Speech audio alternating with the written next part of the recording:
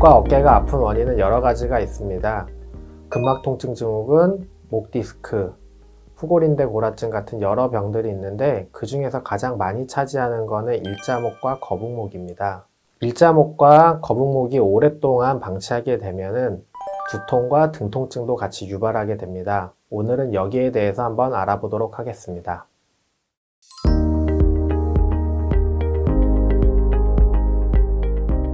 목 통증의 경우에는 이제 목에서 생기는 근육 통증이라고 생각하시는 경우가 대부분이긴 하지만 목 근육은 목에만 국한되어 있지 않고 머리와 등까지 연결되어 있습니다.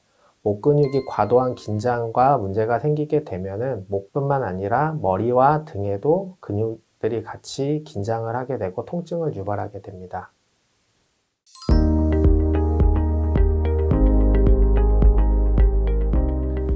우리 목은 정상적으로 C자 커브를 그리게 되어 있습니다. C자 커브를 그리는 이유는 머리의 충격과 무게를 분산하기 위해서 C자로 이루어져 있는데 이제 이거 잘못된 생활 습관과 그다음에 운동 부족 같은 것들에 의해서 그 C자가 일자로 변하게 되고 심지어는 역C자로 변하게 됩니다.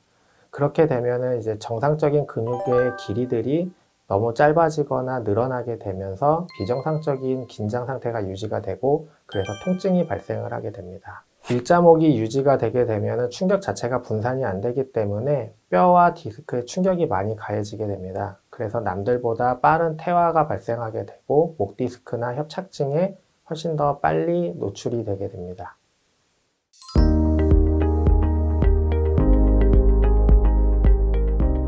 일자목과 거북목이 되는 가장 큰 이유는 최근에 이제 생활 습관의 변화입니다.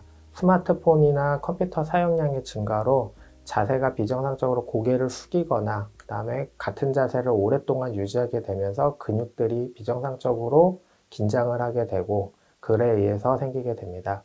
병원에서는 진단을 엑스레이를 보고 진단을 하게 됩니다. 가정에서 손쉽게 일자목이나 거북목인지 확인할 수 있는 방법은 우선 벽에 등과 엉덩이를 붙이고 서게 됩니다. 그리고 나서 뒤통수가 벽에서 많이 떨어져 있다 라고 하면은 일자목이나 거북목을 의심할 수 있습니다. 이러한 경우에는 병원에 들려서 꼭 진단을 받아보시기 바랍니다.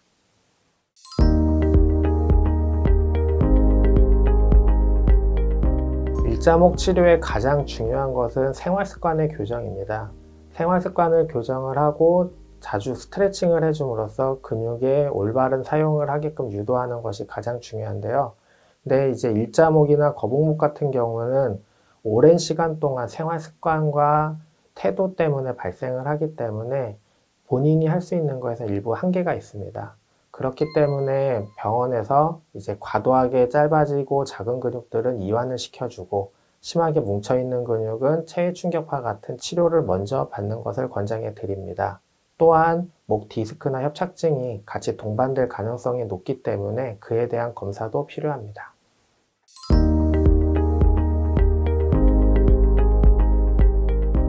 자가 스트레칭은 가장 기본적입니다. 하지만 오랜 시간 동안 변형이 되어 있던 근육이기 때문에 자가 스트레칭으로 하는 건 한계가 있습니다. 그래서 치료 초반에는 병원에서 도움을 받아 전문가의 도움을 받아서 확실한 치료법과 진단 후 그 다음에 기초적인 운동이나 근육 상태를 어느 정도 회복한 후 자가 치료를 하는 것을 추천을 드립니다.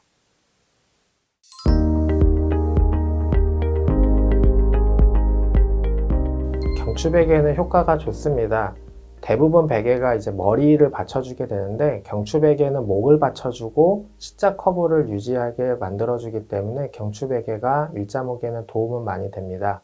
다만 일자목이 심하신 분들이나 아니면 목이 많이 안 좋으신 분들 같은 경우 경추베개를 사용하면 통증이 유발되는 경우가 있기 때문에 우선은 치료를 받으면서 경추베개 사용하는 것을 권해드립니다.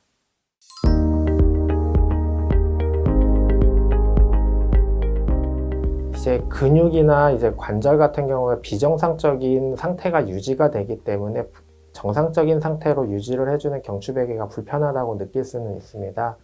너무 심하면 사용을 중지하시고 병원을 찾으시고요. 그 다음에 한 일주일 정도 사용을 해보면서 적응이 되면서 괜찮다라고 하면은 지속 사용하는 것을 권장해 드립니다.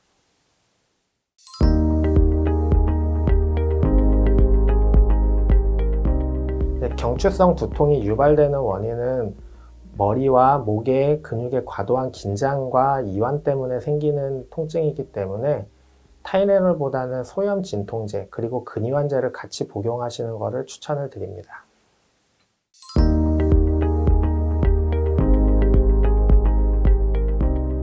가장 중요한 것은 자주 스트레칭을 해주는 방법이고, 두 번째는 생활 자세를 교정하는 것입니다. 최근 스마트폰과 그다음에 컴퓨터 작업이 많아지게 따라 고개를 숙이거나 고개를 앞으로 내미는 행동들이 많아지게 되는데요. 그런 것들을 최대한 줄이게끔 모니터를 좀 높인다든지 아니면 핸드폰, 스마트폰 사용을 할 때 너무 고개를 숙이지 않고 고개를 들고 볼 수 있게끔 위치 조절을 하는 것이 가장 중요합니다.